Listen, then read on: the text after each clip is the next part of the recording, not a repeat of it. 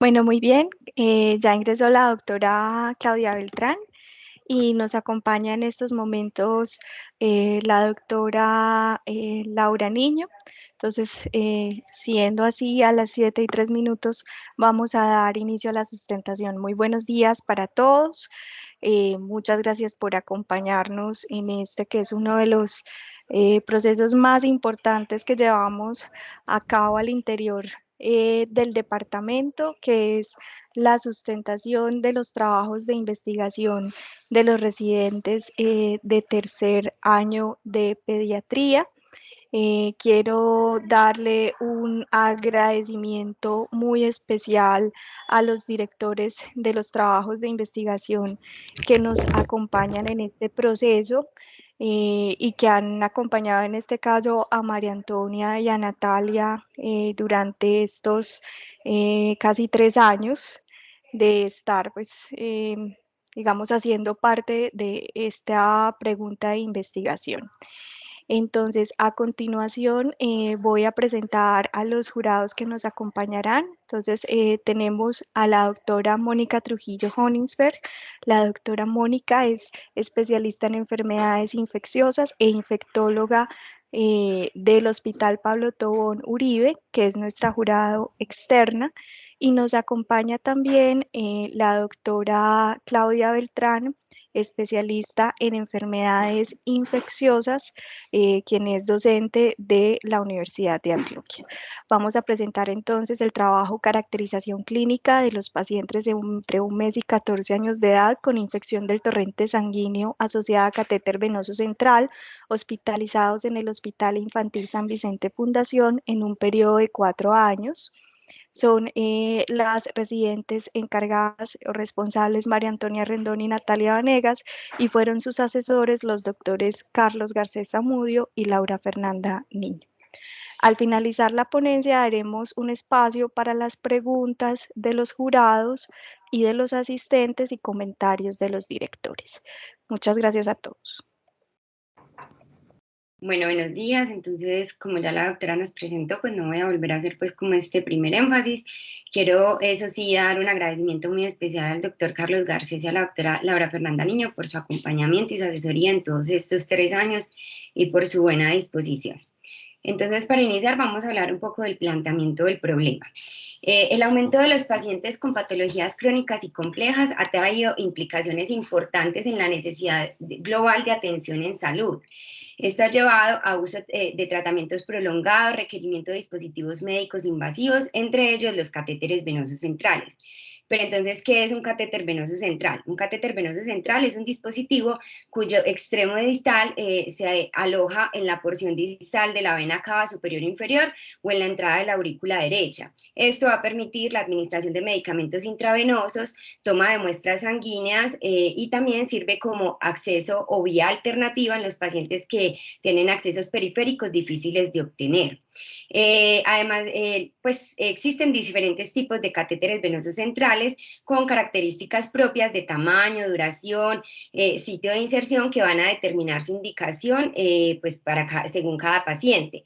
Entre ellos se encuentran los catéteres centrales no tunelizados o tunelizados, los de cámara implantable, los catéteres centrales insertados por vía periférica, que son los que denominamos PIC, y quiero hacer una salvedad acerca de los PIC tunelizados, que es como una adecuación que se realizó en el hospital, dada la poca disponibilidad de catéteres venosos centrales tunelizados en el medio, y lo que se hace es que en ocasiones se realiza como una tunelización de la piel con los catéteres que normalmente serían de inserción periférica, es decir, los PIC. Estos serían los que vamos a denominar PIC tunelizados y van a quedar insertos directamente en algunas venas centrales como yugulares o subclavia. Continúa, María, por favor. Bueno, a pesar de los grandes beneficios que traen los catéteres venosos centrales, se asocian también a múltiples complicaciones, siendo una de las más frecuentes las infecciones de torrente sanguíneo asociada a catéter central. La incidencia de esta complicación se ha mantenido a través de los años, como se ha mostrado en algunos estudios, como este que traigo aquí, que es de Estados Unidos, es un estudio multicéntrico que se realizó del 2013 al 2018 en unidades de cuidado intensivo pediátrico. donde se reportó una incidencia transversal de infecciones de torrente sanguíneo asociada a catéter de 1.39 por 1000 días catéter. Adicionalmente, las infecciones van a tener, pues las infecciones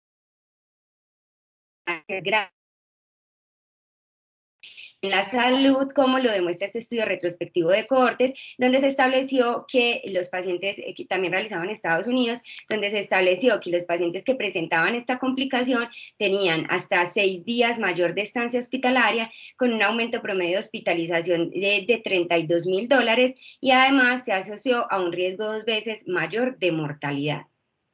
Continúa, Mari. Es por esto que se han planteado algunas estrategias como para la reducción de infecciones, tanto en la inserción como en el mantenimiento de estos dispositivos.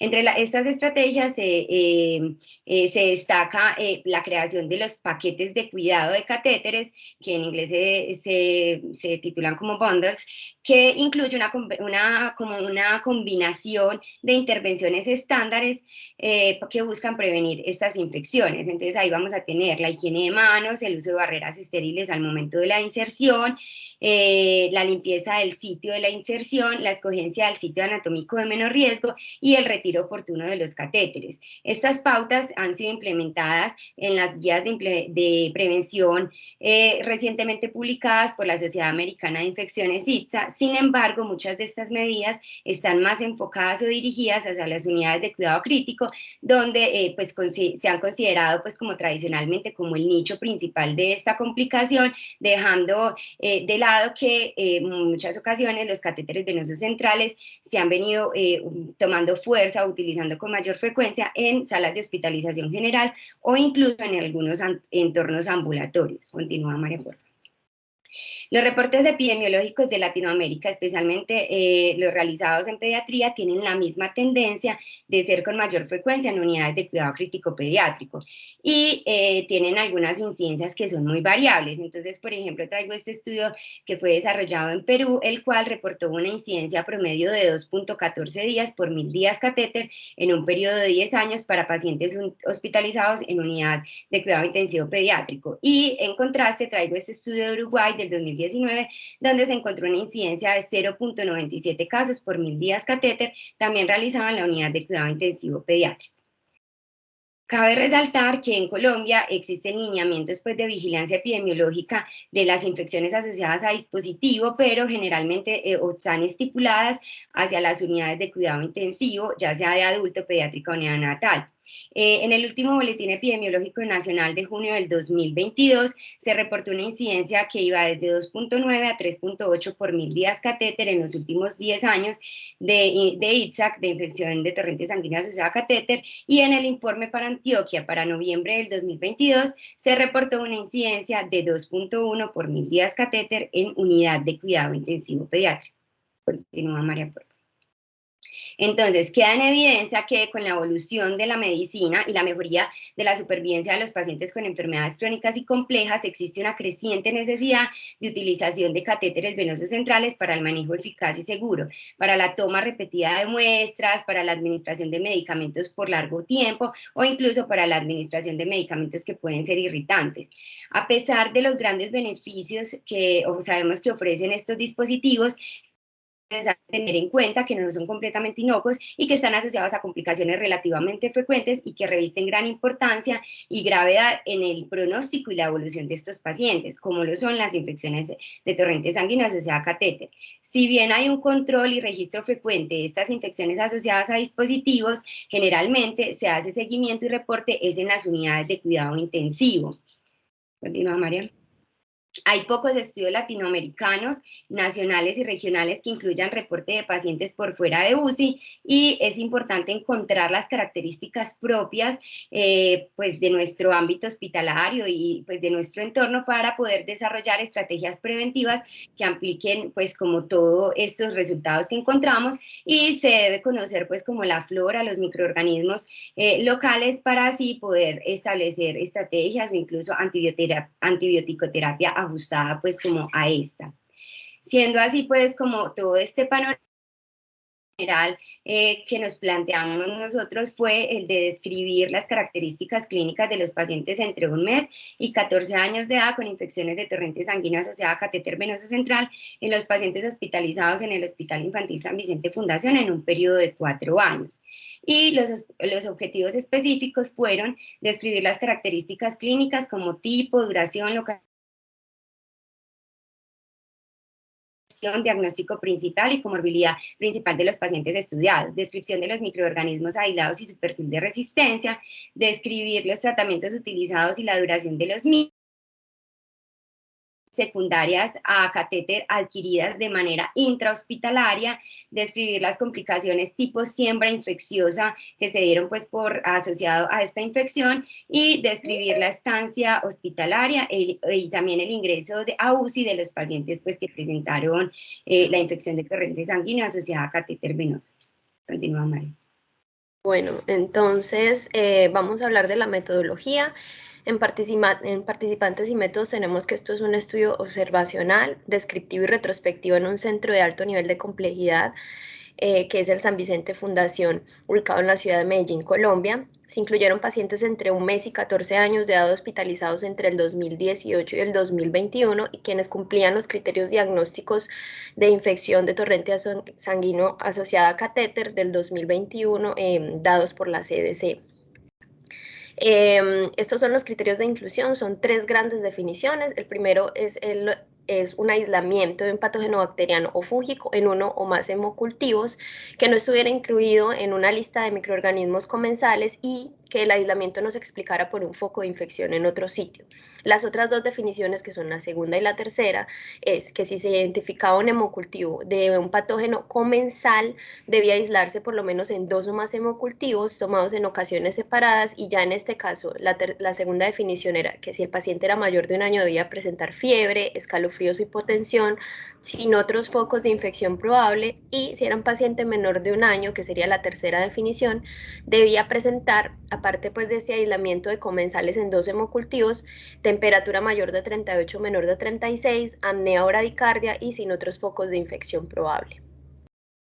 Entre los criterios de exclusión tenemos entonces aquellos pacientes hospitalizados en unidad de cuidado crítico neonatal, tanto UCIN como UCEN, y los pacientes que cumplían criterios de colitis neutropénica o infección de torrente sanguíneo asociado a daño de la barrera mucosa de la CDC del 2021. No voy a hacer pues como mucho énfasis, solamente mostrarles que este es el cuadro traducido al español de la CDC del 2021, donde en la definición número 1 el aislamiento solamente era de microorganismos intestinales de la lista que tienen en la CDC, y además tenía que tener ser receptor de trasplante hematopoyético o una neutropenia como un recuento de neutrófilos o de leucocitos menor de 500 durante el periodo de recolección de los hemocultivos. Para la definición 2 o 3, que eran microorganismos comensales aislados en los hemocultivos, el aislamiento solamente debía ser un Streptococcus viridans o Rotia, entre otros microorganismos que tenían en una lista, y tener estas mismas características de ser receptores de trasplantes hematopoyéticos o tener neutropenia. Entonces, si estos pacientes tenían estas características de colitis neutropénica o infección asociada a daño de la barrera, pues se excluían del estudio. Entre las definiciones con respecto a las variables, tendremos la fiebre como un registro de temperatura mayor a 38 grados centígrados al diagnóstico. Estabilidad hemodinámica y sepsis se establecieron según lo que estaba anotado en la historia clínica al momento de la infección de torrente sanguíneo. Todas infecciones con síntomas que iniciaron al tercer día de admisión se clasificaron como asociadas al cuidado de la salud, intrahospitalarias como tal, según lo establecido por la CDC. La categorización de resistencia antibiótica se realizó AMSE, los clasificamos la Serratia marcescens, el Enterobacter cloace, el Enterobacter covey, el Enterobacter ormaquei y el Citrobacter freundi. Para multisensibles los clasificamos como aquellos que no presentaron ningún tipo de resistencia a antibióticos, y ya según lo que nos reportaba el laboratorio clasificamos los Staphylococcus aureus meticilinos sensibles o resistentes, Klebsiella pneumoniae productoras de carbapenemasa KPC y betalactamasas de espectro extendido BLES. La selección de pacientes entonces Inicialmente tuvimos una base de datos que nos manda la zona de registro del hospital universitario con todos los pacientes que tuvieron CVC o catéter venoso central como tal en el año 2018. Posteriormente nos mandan una segunda base de datos donde el Departamento de Epidemiología del San Vicente nos manda a aquellos pacientes que están reportados con sospecha de infección de torrente sanguíneo. Todas las historias se revisaron de estos pacientes y la base de datos y del laboratorio también se revisó como para hacer una verificación de los hemocultivos y de las resistencias. Se realizó un muestreo por conveniencia a todos los pacientes que cumplían criterios, entraban en el estudio. Las dudas en hallazgos microbiológicos o dudas diagnósticas se comentaron con el experto en enfermedades infecciosas que fue nuestro asesor y la información toda se guardó en una base de datos prediseñada de Microsoft Excel. Este es como el flujograma. La primera base de datos de 2018 tenía 367 pacientes, episodios de pacientes que requirieron utilización de catéter venoso central. De ellos se excluyeron 270 que no tuvieron infección de torrente sanguíneo. De allí 97 pacientes incluido UCIN y UCEN, tuvieron la infección como tal y no cumplieron criterios de inclusión de episodio de infección de torrente sanguíneo, 57, entonces tuvimos 40 pacientes en este periodo de 2018. Para el del 19 al 2021, episodios de pacientes que tuvieron la sospecha de infección de torrente sanguíneo asociado a catéter, incluidos UCIN y UCEN, teníamos 297, de ahí no cumplieron criterios de inclusión, ya sea porque no cumplían las definiciones o porque estaban en UCIN y en UCEN 219 y tenemos 78 pacientes para un total de 118 episodios de infección de torrente sanguíneo asociado a catéter. Esas son las variables que incluimos en el estudio. Entre las variables clínicas incluimos edad y sexo, diagnóstico principal y comorbilidad principal, duración de la estancia, requerimiento de ingreso a cuidado crítico por la infección, siembras infecciosas a distancia, letalidad, estabilidad hemodinámica, sepsis, infección asociada al cuidado de la salud, como ya lo vimos en las definiciones previamente. Las variables microbiológicas fueron microorganismo aislado, el perfil de resistencia, el número de hemocultivos que fueron tomados y el tiempo de positivización de esos hemocultivos. Para las variables de tratamiento, entonces, tuvimos tratamiento antibiótico empírico, dirigido, duración de antibiótico sistémico como tal, tratamiento de sello, la duración de este y el antibiótico utilizado, si hicieron profilaxis de sello, la duración y el medicamento utilizado, y ya para las variables del catéter, que las tomamos enteramente de las notas de procedimiento de la historia clínica electrónica, el tipo de catéter, la duración, miramos la inserción y el retiro del catéter, el lugar de la inserción, indicación de la inserción y servicio donde se realizó.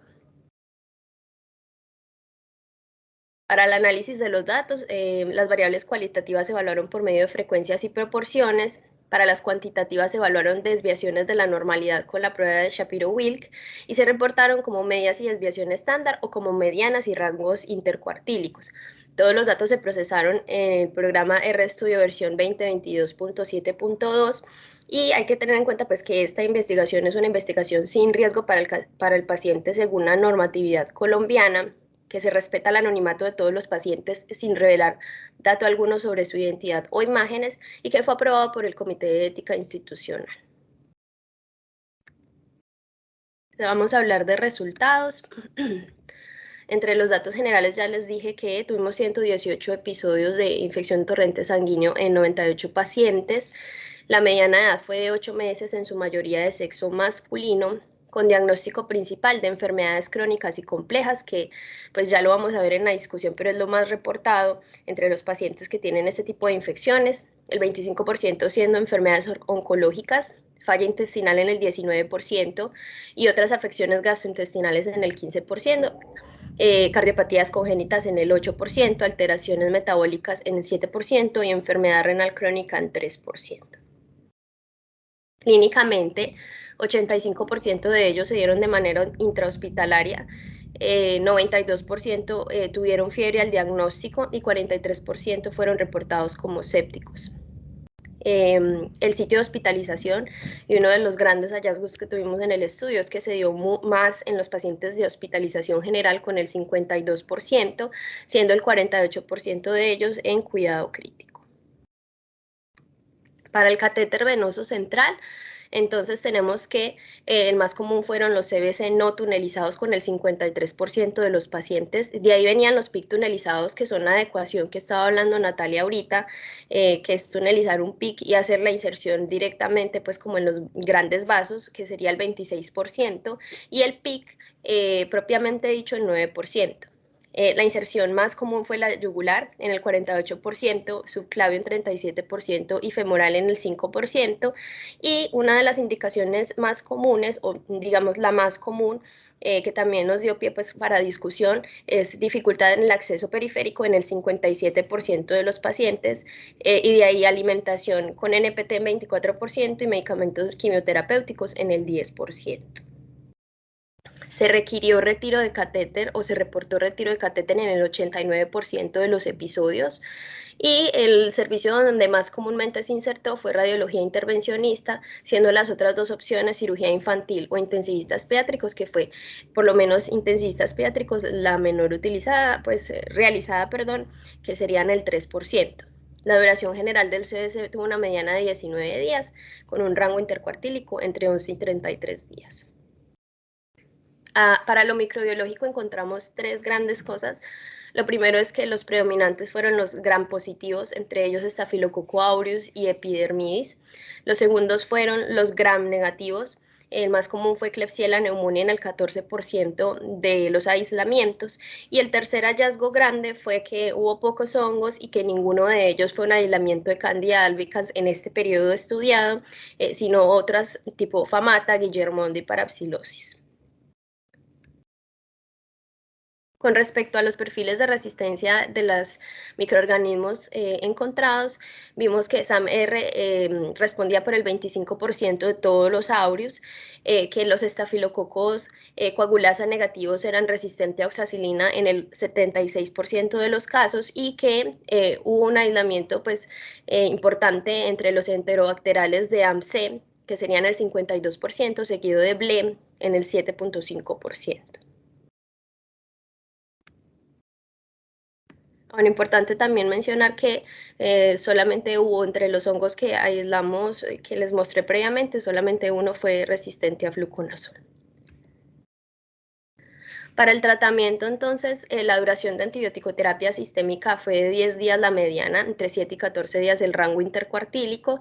Con los más comunes tratamientos antibióticos empíricos fueron cefepime vancomicina en el 27%, piperacilina tazobactam en el 11%, cefepime o vancomicina de manera independiente fueron los siguientes dos en el 10 y en el 9% respectivamente. El antibiótico dirigido obviamente va a depender de los microorganismos aislados, pero el más común fue vancomicina, seguido por cefepime, cefazolina y oxacilina.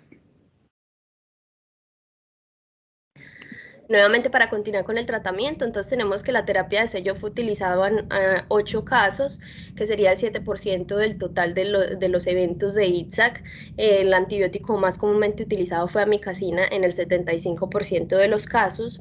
Se hizo salvamento en 4, o sea, el 50% de aquellos pacientes en los que se utilizó la terapia de sello, con una duración más o menos de 8.5 días en desviaciones estándar de 5.9, y profilaxis con etanol se hizo también en 8 pacientes.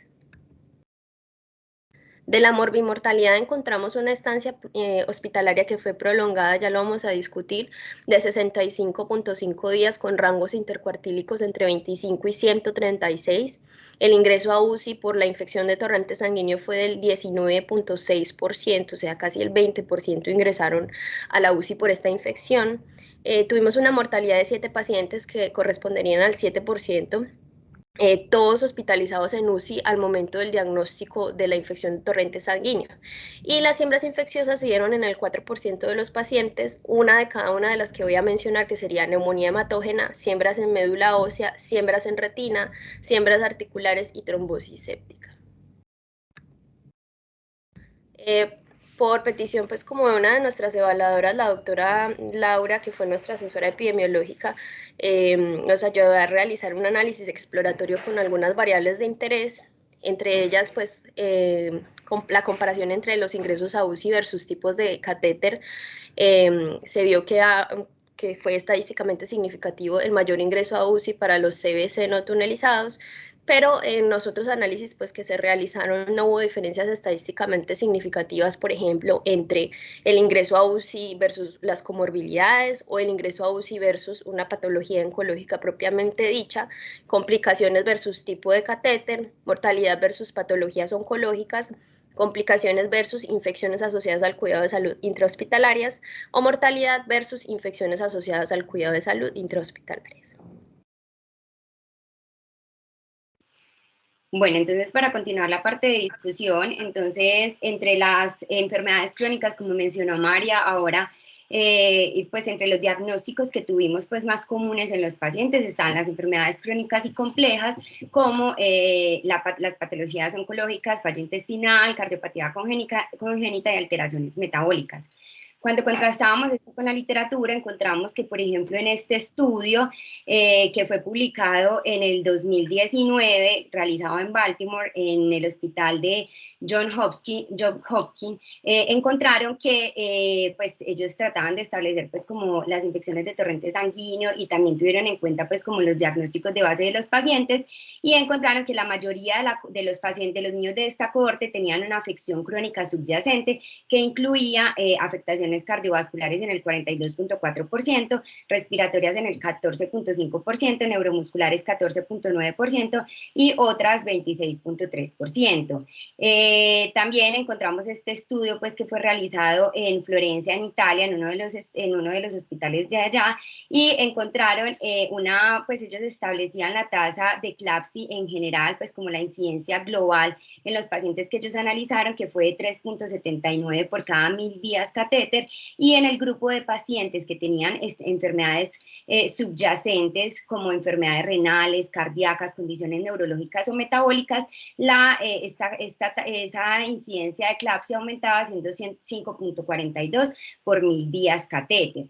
Cabe resaltar pues que ellos incluso mencionaban el estudio italiano que algunas de estas enfermedades crónicas pues tenían de por sí pues como exponían a estos pacientes a uso prolongado de antibióticos, a mecanismos de inmunosupresión propios de las enfermedades de base y que esto podría estar asociado pues a esa mayor incidencia de eclampsia en este grupo poblacional.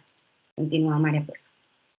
Adicionalmente, como mencionó también María previamente, se encontró una estancia hospitalaria más extensa comparada con lo que encontramos en la literatura. La mediana de estancia hospitalaria de nosotros fue de 65 días versus, por ejemplo, este estudio que fue el italiano que les mencioné previamente, realizado en Baltimore, donde establecía que ellos tenían una mediana hospitalaria de 12 días. Y también este estudio realizado en continúa María, por la Universidad de Chicago en Estados Unidos, por TEDJA y colaboradores, ellos establecían pues que la incidencia pues como la mediana de presentación del episodio de eclampsia fueron a los 12 días de admisión y la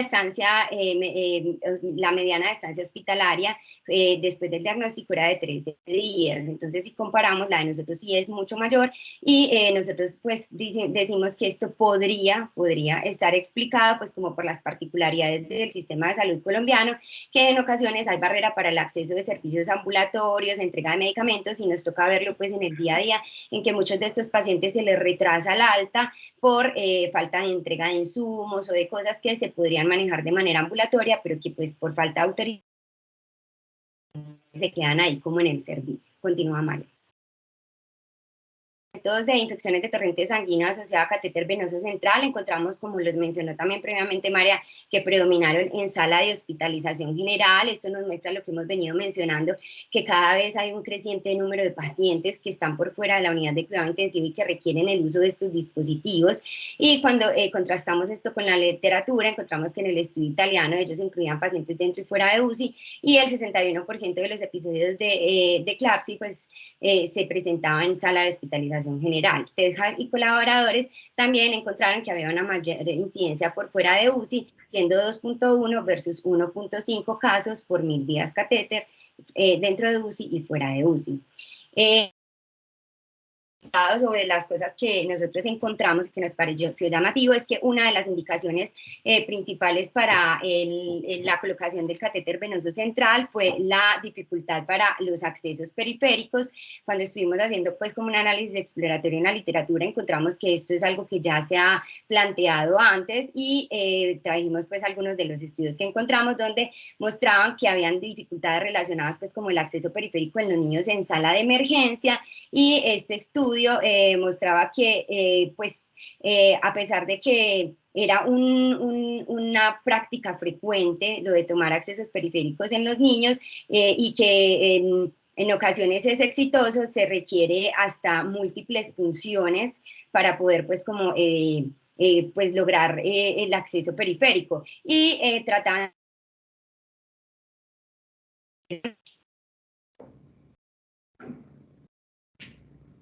y encontraban que el sexo, el color de la piel, la presencia de fiebre, venas difíciles o pequeñas o difíciles de palpar, el peso del paciente y la ansiedad del paciente y de los padres podría estar pues como influyendo ahí pues como en la dificultad pues para la obtención de un acceso periférico. Y encontramos también un ensayo controlado aleatorizado que se realizó pues como tratando de mirar con guía ecográfica qué cambio había pues como en la obtención de los accesos periféricos.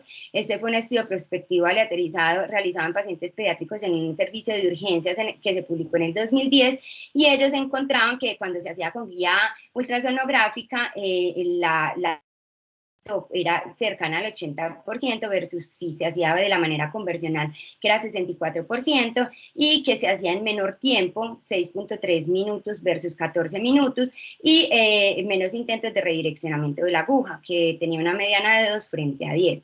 Entonces consideramos que partiendo pues como de la identificación de esos factores que hace que los accesos venosos periféricos sean difíciles y pudiendo implementar estas estrategias como son el uso de la transiluminación, de ultrason, guiada por ecografía, se podría disminuir el requerimiento de catéteres venosos centrales, que fue la indicación principal, y así pues que disminuir pues como también las infecciones y que los pacientes pues hagan o requieran este tipo de dispositivos.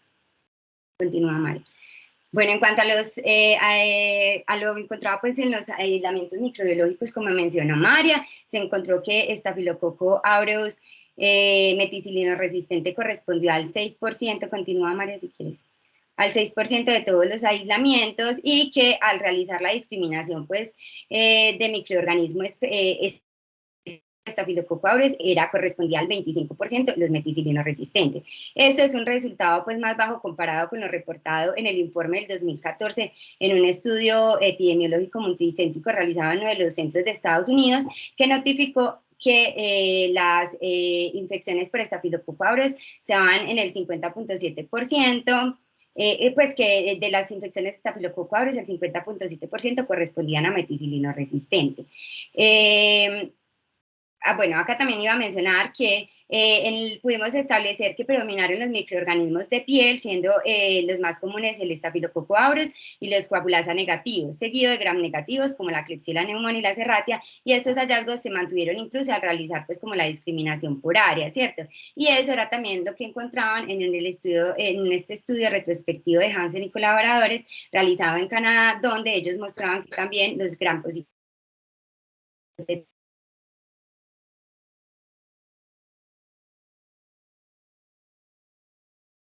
continúa María, que me adelanté con lo otro. Aquí vamos a hablar de los hongos. En cuanto a los hongos, era lo que María había mencionado, que era llamativo que nosotros no teníamos pues como tanto aislamiento, no se observó en realidad ningún aislamiento por Candida albicans, pero sí por otras especies de Cándida, en contraposición a lo encontrado por el reporte epidemiológico de Antioquia del 2022, donde ellos ponen a Candida albicans como el 3.9%, siendo el mayor reportado, seguido de Candida tropicalis de 3.1% y por último Candida parapsilosis de 0.8%. Esto podría estar relacionado pues como al uso de antimicrobianos y a la calidad pues como de la toma de cultivos y cosas y tipo de patologías y las estrategias pues de cada unidad de cuidado intensivo. En cuanto a lo de Staphylococcus aureus, que era lo que les venía mencionando, nosotros encontramos que el meticilino resistente correspondió al 6% de todos los aislamientos. Cuando hacíamos la discriminación ya solo por Staphylococcus aureus, el meticilino resistente correspondía al 25% de estos. Reportado en un estudio, pues en el que les venía mencionando, el estudio multicéntrico realizado en 2014, donde ellos establecieron que las infecciones de torrentes sanguíneos, o sea, catéter venoso central por Staphylococcus aureus, el 50.7% correspondían a meticilino resistente. Entonces, pues igual continúa presentándose en más del 10% del total de los Staphylococcus aureus. Entonces, esto podría pues como ayudarnos a identificar o a discernir que todavía requerimos vancomicina en los tratamientos de antibióticos empíricos. Con respecto a los gérmenes clasificados como AMC, se encontró que correspondían al 16.5% del total de las infecciones y al 52.2% de los aislamientos entre las enterobacterias. Cuando comparábamos esto con el reporte de infecciones de torrente sanguíneo asociado a catéter realizado en UCI para Antioquia, se evidenció que al sumar el porcentaje de los microorganismos clasificados en esta categoría, constituían el 11% de todas las infecciones de torrente sanguíneo, lo cual es en realidad pues como muy similar a lo que encontramos en nuestro estudio. Bueno, en cuanto a las otras estrategias como para la conservación de los catéteres, es importante mencionar que la terapia de sello solo se utilizó en 8 episodios de las infecciones y un salvamento de catéter reportado solo del 50%, lo cual es bajo cuando lo comparamos pues con algunos de los estudios que encontramos en la literatura, donde reportaban de salvamento de catéter cercana del 81 al 86% con respecto al 50% que fue lo que encontramos nosotras. Y en cuanto a la mortalidad, pues llama la atención la baja mortalidad encontrada, que fue solo del 7%, que al contrastarlo con la literatura, encontramos pues una mortalidad asociada a infección de torrente sanguíneo que va del 13 al 45%. Por ejemplo, Bessis y colaboradores realizaron este estudio del 2010 al 2016 y encontraron en adultos una mortalidad en este estudio cubano del 2017 al 2019 en población pediátrica, donde se reportaba una mortalidad del 29%. Consideramos que la baja mortalidad de nuestro estudio podría estar asociado a que se incluyó pacientes pues por fuera de UCI, que pues de base no tienen pues no van a estar pues como con un compromiso sistémico tan importante. Entonces esto podría pues como ir de la mano con que tuvimos una mortalidad más baja. Incluso esto pues como que también nos ayuda pues como a respaldar el hecho de que las mortalidades que se presentaron se dieron en pacientes que cuando al momento de presentar la infección de torrente sanguíneo ya estaban hospitalizados en la unidad de cuidado intensivo pediátrico. Continúa, María Paula. Bueno, entonces, de las fortalezas y limitaciones, decir que este es uno de los pocos estudios que muestra características epidemiológicas de estas infecciones en población pediátrica, latinoamericana, nacional y regional propiamente, que incluye pacientes que están por fuera de la unidad de cuidado crítico y que se visibiliza con estos resultados que tuvimos que la problemática va creciendo y que se presenta con mayor frecuencia en pacientes en sala general. Estos resultados pueden brindar elementos para el profesional clínico, para la implementación de estrategias preventivas y el manejo oportuno de estas complicaciones que ya vimos, que acarrean gran carga de morbilidad y también mortalidad en los pacientes. Adicionalmente, es imperativo continuar con el fortalecimiento de los comités de vigilancia epidemiológica porque es la única herramienta que tenemos para la monitorización de esta problemática y hablarles pues de que obviamente el registro de estas complicaciones está sujeto a que el personal de salud realice pues como oportunamente las fichas epidemiológicas, que se mantenga pues como un censo adecuado. Encontramos algo y es que hubo una falta de claridad en la descripción del tipo de catéter en las notas de procedimiento porque muchas veces colocaban, por ejemplo, que era un PIC en descripción final, pero pues cuando uno iba a mirar estaban insertados en vías centrales, lo que probablemente esté correspondiendo a PIC tunelizado, ¿cierto? Entonces también habría que mirar este tipo de cosas y también está sujeto pues como a las limitaciones propias de los estudios de este diseño retrospectivo, porque pues hay posibilidad de pérdida de datos y depende de las historias clínicas electrónicas y de la redacción que haga el personal médico. Como conclusiones, entonces, tenemos que hay un número creciente de estos pacientes con requerimiento de catéteres venosos centrales por fuera de UCI, también ambulatoriamente, y esto lleva a que estas complicaciones de infección de torrente sanguíneo sean una problemática que es frecuente, no solamente aquí, sino en salas de hospitalización, en pacientes ambulatorios. Las enfermedades crónicas y complejas están aumentando, están creciendo en el mundo, fueron los diagnósticos más comunes que tuvimos pues como asociados a esta complicación, y esto puede estar asociado a que tengan también estancias hospitalarias extensas que facilitan esta aparición de las infecciones de torrente sanguíneo. Entonces, se requiere establecer estrategias preventivas como la optimización de las obtenciones de las vías venosas periféricas, que ya lo hablamos, que podríamos proponer de pronto mirando pues la costo-efectividad, la utilización de transiluminación o de guía ultrasonográfica, porque esto podría impactar en la disminución del requerimiento de CBCs, un aumento de disponibilidad de los CBC tunelizados, porque ya vimos que se tuvo que hacer adecuaciones en el San Vicente para poner CBCs tunelizados que no están pues como muy disponibles, entonces hicieron los PIC tunelizados, y las estrategias de bundle o de paquete de cuidado, tanto pues en la inserción como en el mantenimiento, que se hagan juiciosamente, tanto en las salas de UCI como en la hospitalización, y también quizás mirar cómo se comporta este fenómeno ambulatoriamente.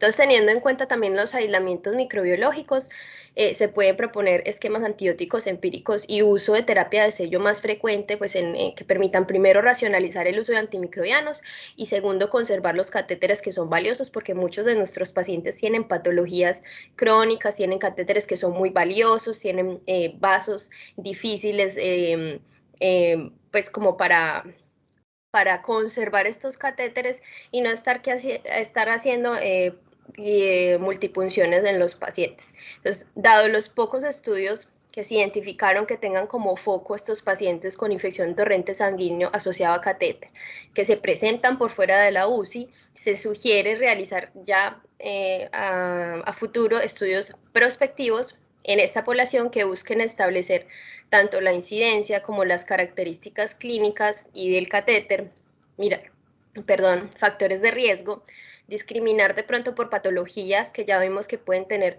mecanismos muy propios y también requerimiento de CBCs que son propios de su patología, de sus requerimientos, con el objetivo de implementar estrategias de detección de riesgo y prevención de estas infecciones de torrente sanguíneo, y además revalorar los protocolos de tratamiento antibiótico empírico según la flora que pues encontramos en este estudio. Muchas gracias. Esto era como lo que teníamos para compartir el día de hoy acerca de nuestro proyecto de grado. Estamos atentas a dudas o inquietudes con respecto pues como a los que les acabamos de presentar. Bueno, muchas gracias. Abrimos el espacio entonces para las preguntas o comentarios que tengan nuestras jurados, la doctora Mónica y la doctora Claudia. Bienvenidas y adelante.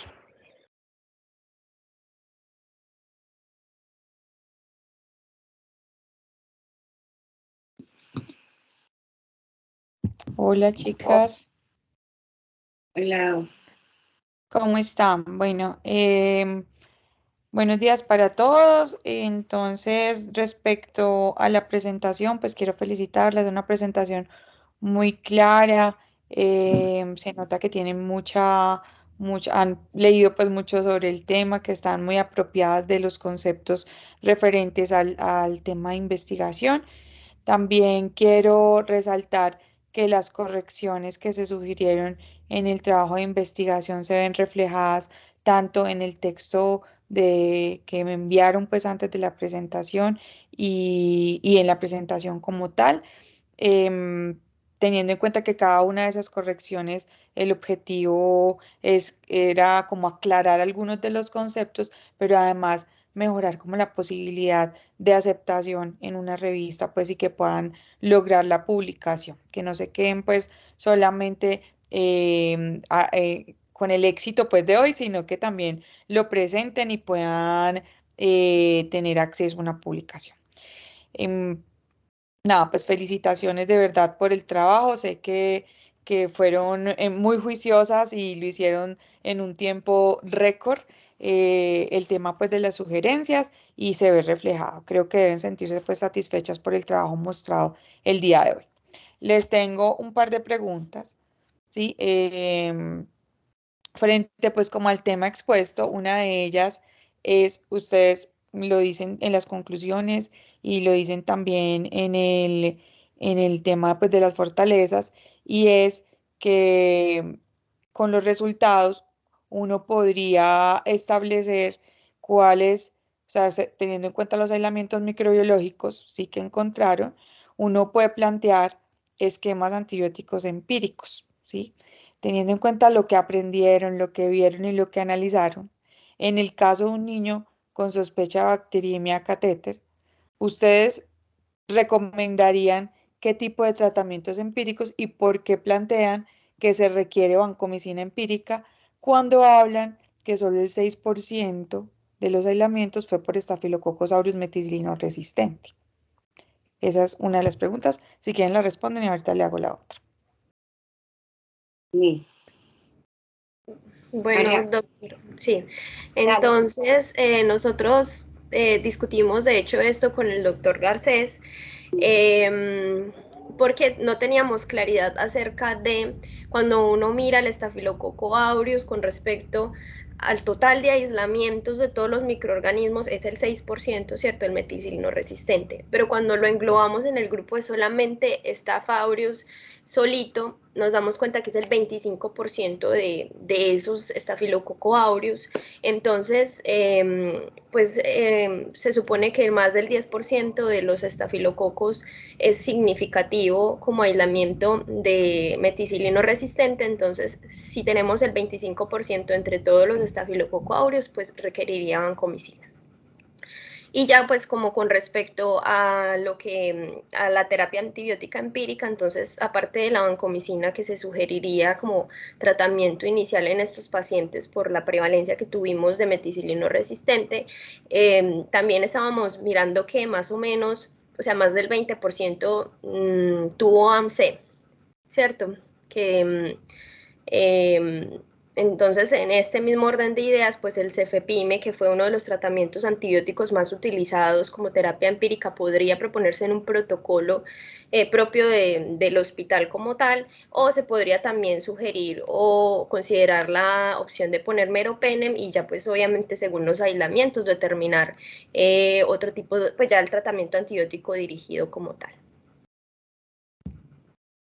Sí, en realidad, Listo, pues dale, creo que como hablado con él y pues como a esa conclusión llegamos. Obviamente, posteriormente apenas tengamos pues como el reporte del antibiograma, ya ir pues como desescalando o ir como con un antibiótico ya dirigido. listo. Bueno, de ahí que haya algunas recomendaciones frente al uso empírico de pacientes con infecciones, digamos, cuando un paciente se presenta con fiebre y tiene un catéter, sí que uno dice, bueno, tiene un catéter, puede ser una bacteriemia asociada a catéter. Algunos expertos, si la prevalencia de Staph aureus meticilino resistente dentro del total, si no dentro de los cocos gram positivos, sino dentro del total, es bajita, pues como el 6%, uno lo que podría hacer es no su inicio empírico, sino su inicio de vancomicina en el momento en que el gram reporte los cocos gram positivos, ¿sí? Esto ahorraría el uso de vancomicina, por así decirlo. Sí, como ya sabemos que de los cocos gram positivos el 25 es AMR y además también tenemos los coagulasa negativos, ¿sí? Si llegasen a reportar cocos gram positivos, ahí se puede iniciar vancomicina, a menos pues que el paciente esté inestable hemodinámicamente, que es otro cuento. Entonces es más como por aclarar el concepto de no en todos necesariamente se necesitaría vancomicina, teniendo en cuenta que Staph aureus meticilino resistente en realidad no representa una mayor proporción, sino que uno podría ahorrarlo para el paciente que tenga un gram con cocos gram positivos y ahí sí iniciarlo, ¿sí? Por lo que acaban de decir ustedes, o en el paciente que en realidad esté gravemente enfermo. ¿Listo? Bueno, y la Listo. otra pregunta es una pregunta más de reinado de belleza, y es, teniendo en cuenta el estudio, pues lo que ustedes hicieron y la propuesta de que se requieren estudios prospectivos, ¿sí? Para la caracterización y identificar pues, los factores de riesgo en bacteriemia asociada a catéter, ¿qué les recomendarían, por ejemplo, a ustedes, a los R1 que están entrando, si alguno de ellos quisiera hacer este estudio prospectivo de infecciones asociadas a catéter? Porque yo sé que cuando uno hace estudios retrospectivos dice, ah, qué bueno haber tenido esto, qué bueno haber podido establecer, no sé, la técnica séptica, con qué se hizo, con qué no se hizo, o sea, qué variables creen ustedes o qué variables, si es solo una, deberían tenerse en cuenta para realizar un estudio prospectivo, que es una de las recomendaciones finales de su estudio, frente a bacteriemia asociada a catéter. Profe, yo creo que una pues, de las dificultades o de las cosas que yo digo que sí tenemos que tener en cuenta es, por ejemplo, en la descripción, como lo mencionó María, pues cuando estábamos presentándole las limitaciones y fortalezas, en la descripción de la inserción del dispositivo, muchas veces cuando se hacía por, pues como por algunas especialidades, radiología intervencionista y esto, no había mucha claridad en realidad de cuál era pues como el sitio anatómico, el tipo de catéter, y la confusión principal fue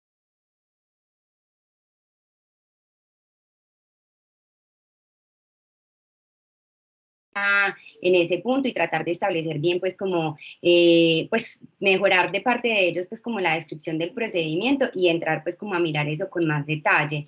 ¿Qué otras cosas me parecería importante? Otra cosa pues que nosotros vimos fue que cuando hicimos el análisis de la profilaxis de etanol pues en la parte de profilaxis de sello, ¿cierto?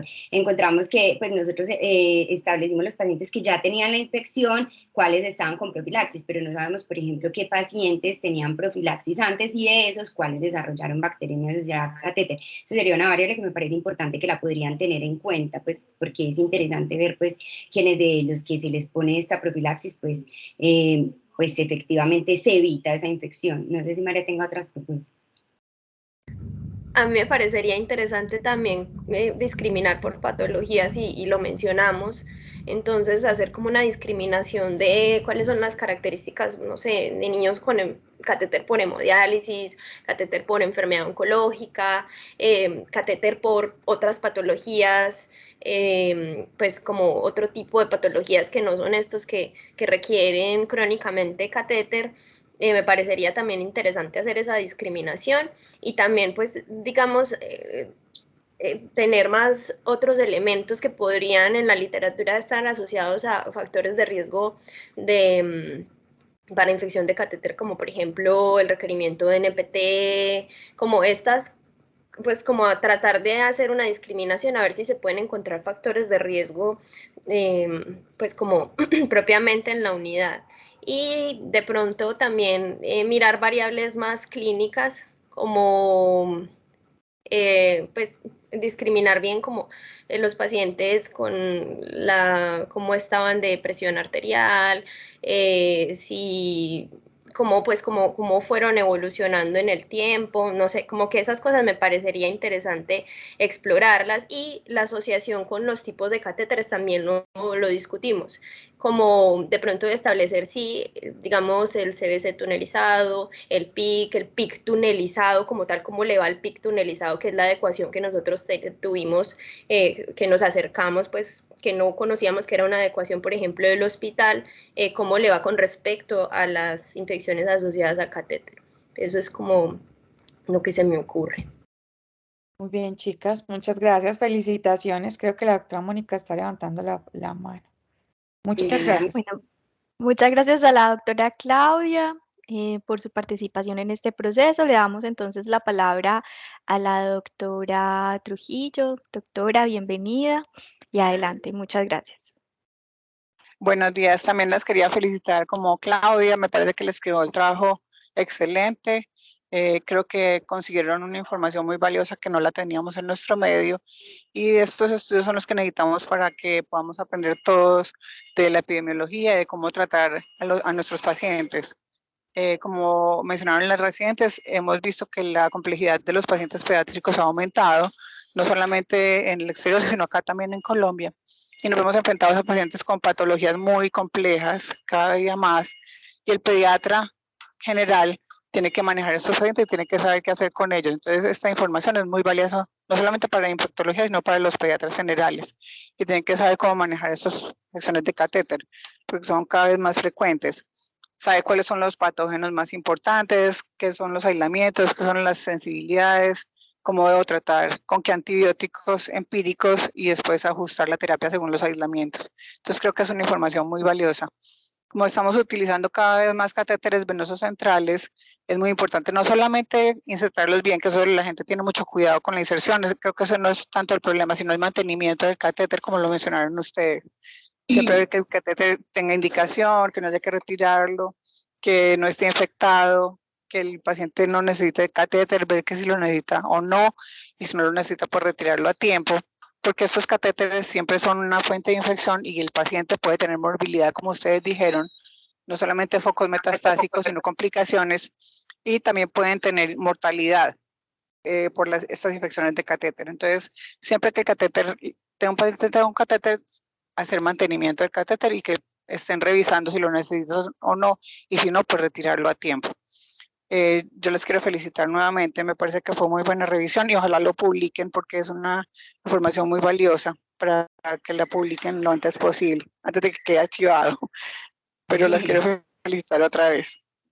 Muchas gracias, doctora. Muchas gracias, doctora.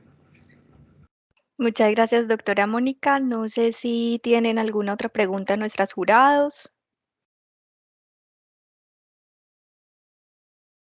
Bueno, vamos a dar entonces espacio a los directores de trabajo, de investigación, a la doctora Laura, al doctor Garcés, si tienen algún comentario con respecto a este trabajo.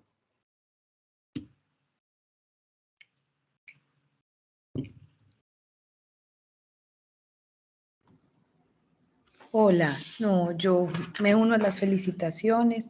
Realmente María Antonia y Natalia pues fueron muy juiciosas durante todo el proceso, que sabemos que es un proceso que tiene en ocasiones dificultades porque son estudios retrospectivos y porque esa es la investigación. A veces nos encontramos con problemas y lo supieron resolver o buscaron opciones para resolver todas las dificultades que se iban presentando para lograr pues, un estudio muy bonito, que como dicen las evaluadoras, sí publicaremos, esperamos publicarlo con todas sus observaciones, que también les agradecemos mucho tomarse el tiempo de revisarlas y aportarnos para que el artículo quede más bonito. Entonces, no, muchas gracias y felicitaciones a las dos. Muchas gracias, profe. Muchas gracias. Gracias por el acompañamiento también. Mucho. Bueno, yo también quería en realidad felicitarlas porque fue un trabajo en el que pusieron todo el empeño y se les mostró las ganas pues de mejorar las cosas y de aprender de lo que estaban hablando. Y yo creo que sí, lo más importante es pues esta información que no se nos pierda, porque es que si no es ahora en caliente y no lo publicamos rápido, nos va a pasar lo que nos pasa siempre, que lo hacen solo por salir del paso y nunca esa información la vamos a poder pues llevar al resto de la gente. Entonces, ojalá, ya que tenemos el impulso, pues que no lo perdamos y lo hagamos rapidito. Pero felicitaciones, estuvo muy bien. Muchas gracias, doctor, por todo.